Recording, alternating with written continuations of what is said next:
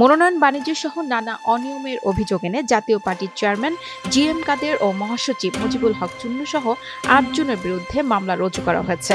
ঢাকার মুখ্য মহানগর হাকিমের আদালতে ১৭ মে শনিবার জাতীয় পার্টির কেন্দ্রীয় কমিটির সাবেক সদস্য ও মানবাধিকার কর্মী নাজমিল সুলতানা তুলি এই মামলা করেন।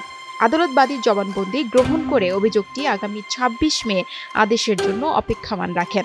বিষয়টি নিশ্চিত করেছেন বাদী পক্ষের আইনজীবী এবিএম জোবায়ের।